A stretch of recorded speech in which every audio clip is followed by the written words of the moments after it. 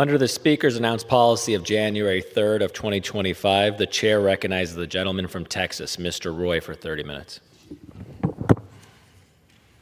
I thank the Speaker. I thank my friend from Utah for his remarks and all the good stuff that we've been starting this Congress off with as Republicans, and his remarks about athletics. I was a walk-on in college, and I hope we might be able to work together, all of us, on figuring out how to deal with this, I think, a bit of a mess that the NIL is creating with respect to college athletics. I watch significant fallout of what it means for, good programs, coaches like Tony Bennett at the University of Virginia and others that have been raising red flags about what's happening with respect to NIL. So, amen, brother. And we can also figure out how to cut spending. But I am here not to talk about the NIL. I'll save that for another day, notwithstanding the national championship coming up around the corner, which the University of Texas should be playing in, but unfortunately they're not. Republicans were given the opportunity to have control of the United States House of Representatives, the United States Senate, and the White House. Come Monday, President Trump will be sworn in as the 47th President of the United States, and it can't come a moment too soon. Everybody watching what is happening to our country, what this current administration is doing to our border, to our national security, to our spending, to the state of our culture, to the rule of law on the streets, the use of lawfare, the abuse of power, it can't come fast enough for most Americans. And the question before us right now as Republicans is whether or not we're going to deliver. Last time I checked, the American people did not send us to Washington. They did not give us the majority in the United States House of Representatives, the people's house, to rack up more deficits. But with all due respect to my Republican colleagues, we currently are on track to do just that. We are projected to have $2 trillion deficit next year. As we speak, interest rates going up, our debt getting refinanced at higher interest rates, we have more debt that we're going to have to finance at higher rates, and that means interest is going up. We have a job to do right now to cut spending, cut deficits, and save our country for our children. I would wager that if I looked at the campaign materials or the speeches of every single Republican member of the House of Representatives and the Senate, they all ran on cutting spending and balancing budgets. So the question is going to be before this body, will they do it? I need to clear the record because my name has been invoked and that of a number of my friends for standing for things that are not true. My name has been invoked by people in this room, by colleagues, about what I believe and don't believe. Well, let me set the record straight right here, right now. Yes, I believe that we should make permanent the Trump tax cuts from 2017. I think that would be good for our economy. I think that would be good for the American people. I think that would help create more economic growth, and I think that economic growth will yield revenue to the Treasury. I believe in what people call dynamic scoring. Some people in this town say that I do not, because what I do not believe in is making up numbers. What I do not believe in is magic fairy dust that says the budget will magically balance if you cut taxes and never cut spending, because that's simply not true. If I come to the floor and this chamber is full and I ask any one of my colleagues to stand up and look the camera in the eye and tell their people back home on C-SPAN or on the news that, for example, child tax credits pay for themselves, or changing certain rates pay for themselves, not one of them will stand up. Yet I promise you that we're going to be facing votes on this floor this year to extend the tax cuts that include, for example, child tax credits and other tax policies that in no way, shape, or form, economically speaking, pay for themselves. And we're going to be told to do that on faith that that revenue and the growth in the economy, or the growth in the economy will magically produce revenue and cause deficits to go down. But nothing in our history would tell you that that's true. How do you think we got to $36 trillion in debt? It was by refusing to do basic math. We're being told, all right, we're not going to touch any kind of reforms in healthcare and Medicare to drive down the price of healthcare so that we can save Medicare from its clear insolvency. Social Security from its clear insolvency. It's going to go bankrupt in, 8 years? So we're not going to talk about those things. What we're going to talk about, we're told, extend the tax cuts and then sit around and try to figure out how to cut other mandatory spending, but without regard to whether or not that will be deficit reducing. And I think it's really important for the American people to understand this. There are games being played in Washington right now to put pressure on people to box them in, to box members of this body in. Right now, conservatives in the House Freedom Caucus, often maligned on the pages of publications as being, quote, the right-wing guys. Because oddly enough, we believe in freedom, balanced budgets, securing the border. Yeah, we're the crazy ones. And so the House Freedom Caucus has proposed, put forward a plan to raise the debt ceiling over $4 trillion over 2 years, fund border at $86 billion, the request by the incoming administration, and border czar Tom Homan, fund defense modernization at $200 billion plus up, a separate fund through reconciliation so we can modernize our defense, do what we need to do to beat China. And what we're asking for that is to reverse some of Biden's policies, all things that the president campaigned on. Reverse the EV mandate, that's $117 billion. Medicaid work requirements and SNAP work requirements, $120 billion. Undo the student loan bailouts, which are an unfair shift of money from the working population to those who took on student loans. That's $100 to $270 billion of savings. So again, I want to be very clear, because here's what you're going to hear in the coming weeks. The House Freedom Caucus refuses to do a debt ceiling. So reasonable Republicans are going to have to go cut a deal with Democrats to increase the debt ceiling, increase appropriations over our current spending levels, including defense and non-defense, and oh, by the way, give a crud ton of money to California. That's coming. That's coming.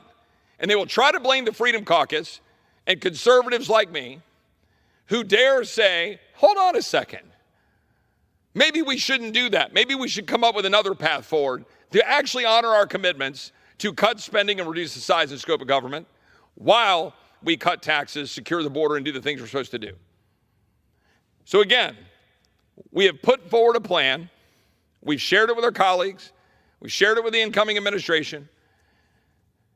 We're making it public that will increase the debt ceiling so that Chuck Schumer can't play games with the bond market, fund border, fund defense, cut some of the disastrous Biden policies to pay for those things the American people prioritize, and in so doing, free up defense to be modernized and built so that when we come to March, we don't have to do what happens every year, where defense hawks sell their soul to the devil to raise defense spending, all driven by K Street lobbyists and the defense contractors in this town who define our defense policy, so that Democrats can get increases in non-defense spending, which is an increase in programs, and our discretionary budget keeps going up and up and up and up. and you keep funding the very bureaucrats that the Doge folks say they want to cut. So I've got this wild idea. These crazy conservatives in the Freedom Caucus, that maybe, just maybe, we should change the game. Maybe, just maybe, we should take that money, go build our defense through reconciliation, level the playing field, pass either a continuing resolution or spending at the caps that we put in place this last year, hold spending frozen for the rest of this year, go through the appropriations process, let Doge do its work, cut spending to pre-COVID levels, save about $1 trillion over a decade, do our job to actually deliver on the promises we made, give wins to the President of the United States, give wins to Republicans, unite the party, unite the country, demonstrate that we can do our job. But you know why we can't? You know why we can't do that right now? Because the forces in this town who want nothing but tax cuts and no spending cuts are telling you you can't do it. That's what's happening. The lobbyists, the people in this town, members of Congress are saying we can't cut because there's some program, there's something in Medicaid, there's some reason, there's some excuse. But gosh, we're definitely going to go ahead and reinstate all the tax policies because they read in some book a long time ago that they all pay for themselves, irrespective, by the way, of the Laffer curve or any common sense economics. When I will say to you right now, if any of my Republican colleagues want to come down to the floor and tell me that each one of those tax provisions pay for themselves, I want to see it. Show me that the child tax credits pay for themselves. Now, I'm not saying the child tax credits may not be decent policy. I'll tell you right now, I would love to vote on a bill right now to just eliminate the tax code and zero it out. Maybe we'll do that before this year is over. Maybe everybody will have to put their money where their mouth is. Do you believe in taxation or not? Because if you think you can just freely print money and fund all the things you're too afraid to go back to your district and say that there's a limit on what you can spend, while out of the other side of your mouth, you talk about tax cuts. Let's vote on a bill to zero out the tax code. Because if you're going to constantly live with $2 trillion deficits, which is where we are right now, why not $6 trillion? Why does it matter? Genuine question. Anybody in the complex, feel free to come down here and explain to me why my family, your family, my constituents' families should pay taxes into a system that is designed by this body to bleed $2 trillion plus a year. They keep talking about tax policy that's good for economic growth. Okay, yeah, I agree. I support it. I started this speech by saying I support it. But I don't support it blindly. I don't support it without recognizing our responsibility and our need to cut spending. There ain't no free lunch. You can't make up math. You can't just go blame it on the CBO or blame it on scores. Show the American people the math. And don't go run and hide behind a vote on a balanced budget amendment. Because I promise you, that's what my colleagues will say. They'll say, oh man, we need a balanced budget amendment. Do you think they would follow it? Genuine question. Pass a balanced budget amendment. By the way, when all the people out there on Twitter say Chip Roy's railing against balanced budget amendment. No, I'm not. I'm for a balanced budget amendment. Sign me up. I've co-sponsored it. I'll vote for it. In the odd event we pass it, when it has whatever line it's going to have in it, in an exception for national security, do you not believe that everything will be a national emergency? Do you believe that the insatiable appetite of your members of Congress to spend money on programs will end because you insert an amendment in the Constitution that says we must balance the budget?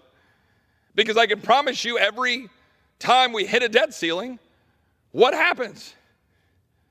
We're going to raise the debt ceiling.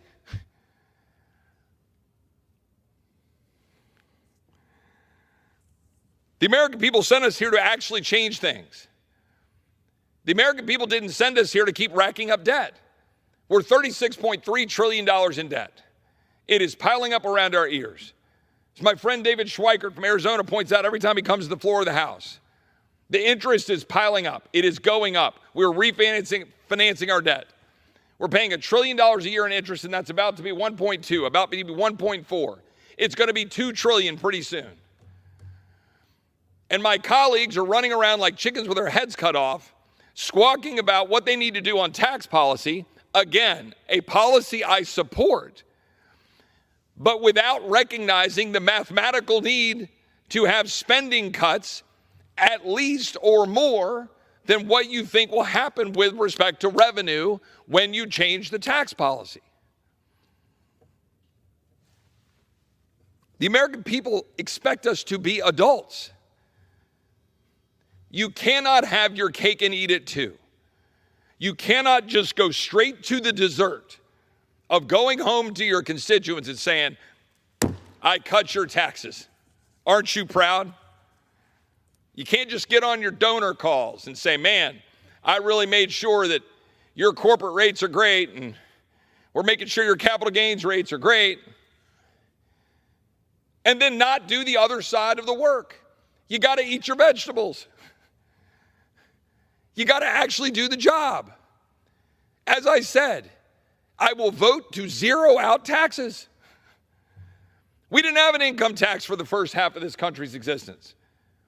I think that's great. But you know what else? We didn't take on every single issue in the federal government because the Constitution didn't contemplate it. Now we take on all the issues and we don't pay for them. We sprinkle magic fairy dust around here, borrow money, print money, mortgage our kids' future, and pretend to be adults. I do not for the life of me believe that we could actually change this all in a year. This is the last argument I want to blunt, and then I'm going to recognize my good friend from Pennsylvania. I said there are people out there who are saying that I don't believe in dynamic impact of tax policy. False. I very much believe in the dynamic impact of tax policy. Leave money in the hands of the American people. We produce revenue. We produce growth. And that means some additional revenue will come into the Treasury because of that economic growth. Yes. But not all of it. Other people will say, well, gosh, you guys, you want, dollar for dollar, you want to, make sure that there are going to, all these cuts are going to add up to the debt ceiling. No, I just want some common damn sense. Just show me some actual cuts up front. Again, I want to reiterate that House Freedom Caucus, conservatives, have put forward a plan, shared it, that will accomplish the objectives that the very media and our colleagues will say they don't want to do that. They can't do that. Well, we've done it. We've put it forward. Now I want to call on my colleagues, what's your plan? Because we have a plan. And that plan is to deliver right out of the gate. The president gets sworn in on Monday. Let's secure the border. Let's fund it. You want to have a strong national defense that's not woke? Fund it. Do it now. And take it off the ledger on March when we're going to be told that we must eat more spending in government and California money and a $10 trillion debt ceiling increase.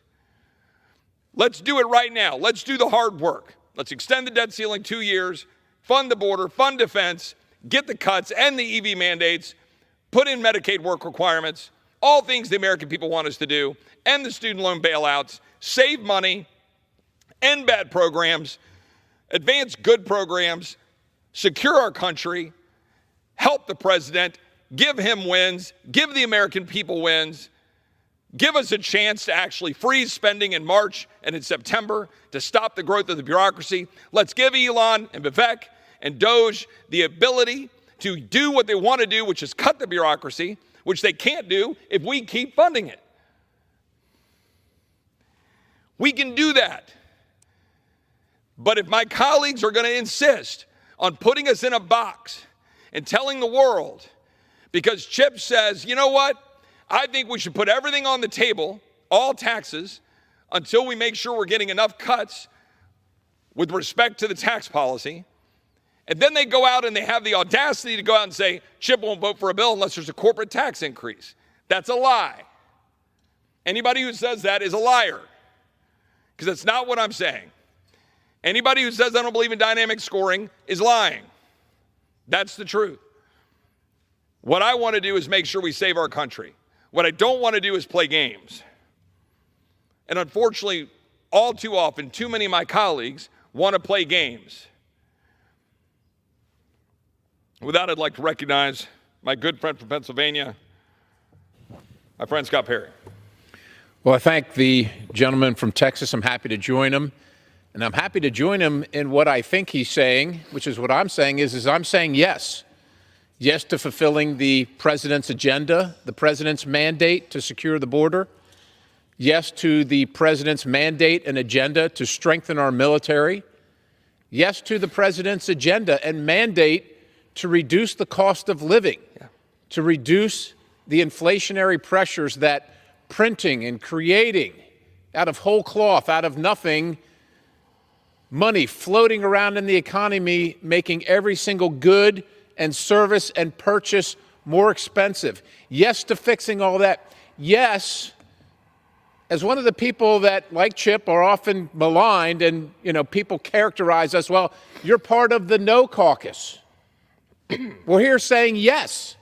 Yes, we want to fix it. We don't want to increase the debt limit, but we understand we've got to pay the nation's bill. So all we're saying is, well, as long as there's a plan to stop increasing the ever-increasing debt, we can be on board.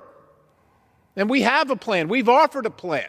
And we can be on board with that to not let Chuck Schumer decide what the cost of increasing the debt ceiling is going to be, and not force the American people to keep on paying for things that this government shouldn't be buying, can't afford, and the taxpayers can't afford. We want to do this. We're here to say yes. We're here to save our country, but we're not signing up for fake savings and spending. Well, if you raise the debt ceiling, we'll make sure we grow our way out of it by projecting 3.5 or 4% growth for the next 10 years. Let's quit fooling ourselves. That's not going to happen.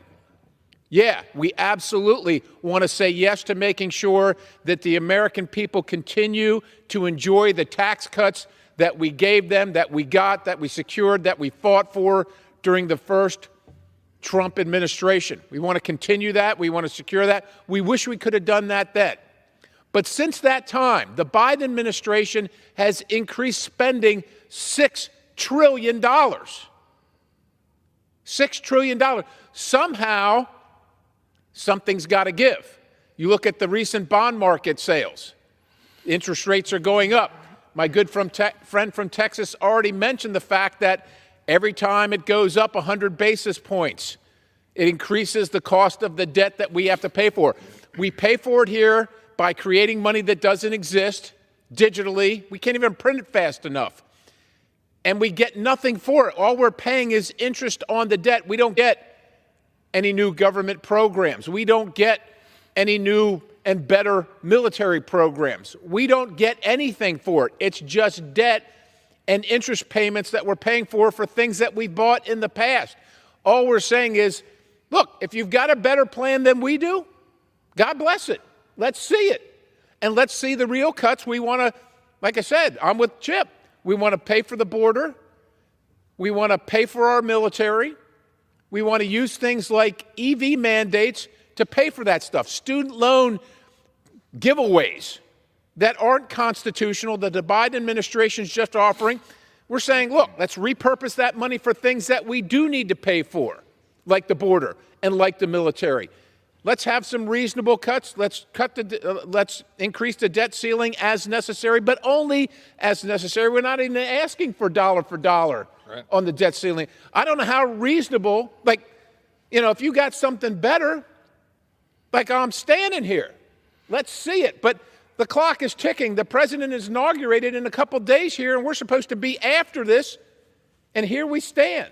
As far as I know, with all due respect to everybody in the chamber, the only plan I've seen is the one we've offered. So we stand ready to save our country in any way that we can. But the clock's ticking, ladies and gentlemen. I yield to the gentleman from Texas. Well, I thank my friend from Pennsylvania, and he's right. The clock is ticking. We can't let another legislative day go and another legislative day go in which we don't deliver. The American people expect us to deliver, and we can, and we will.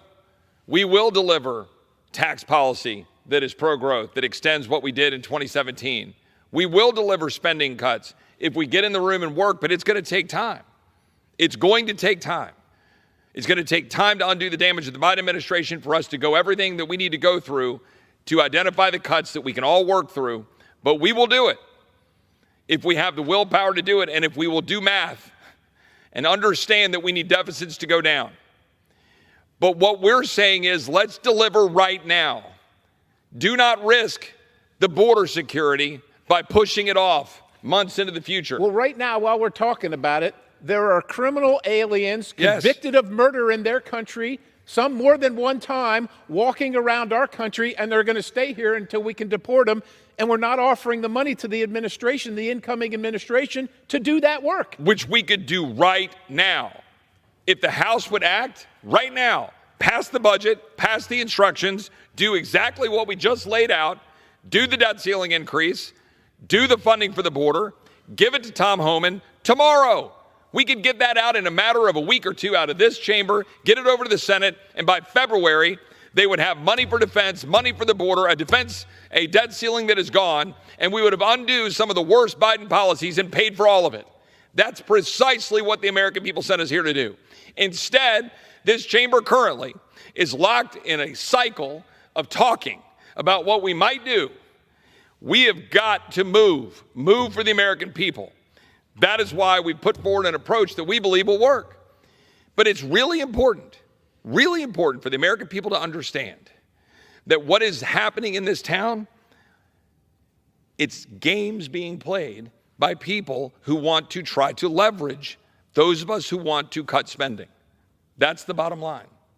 There are some of my colleagues, and I'm speaking for myself right here, some of my colleagues who want to attach the border funding to the bills that we're moving forward they don't believe that we will get to the spending cuts that will make those of us who believe we need deficits to go down happy, and they want to try to force us to eat increased deficits in order to achieve the border security funding.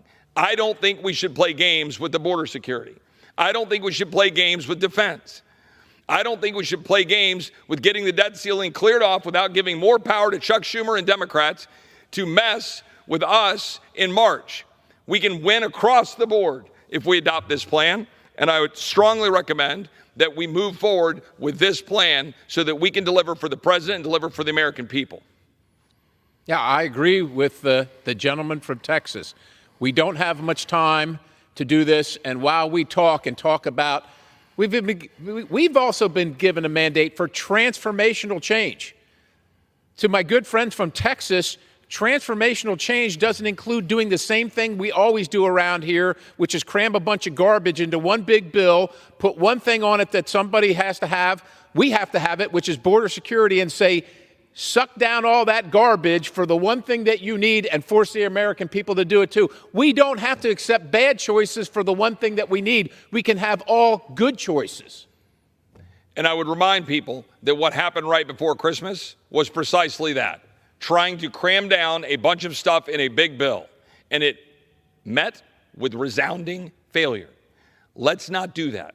Let's make the 119th Congress be about success and delivering on the president's agenda, on the Republican agenda, the agenda we ran on, but most importantly, delivering for our kids and grandkids. A world in which they can actually live, free from worrying about China, free from worrying about debt, free from worrying about open borders and criminals on the streets, and deliver. And with that, I yield back and thank my friend from Pennsylvania. Thank you. The gentleman yields. Does the gentleman have a motion? I move that we adjourn. The question is on the motion to adjourn. Those in favor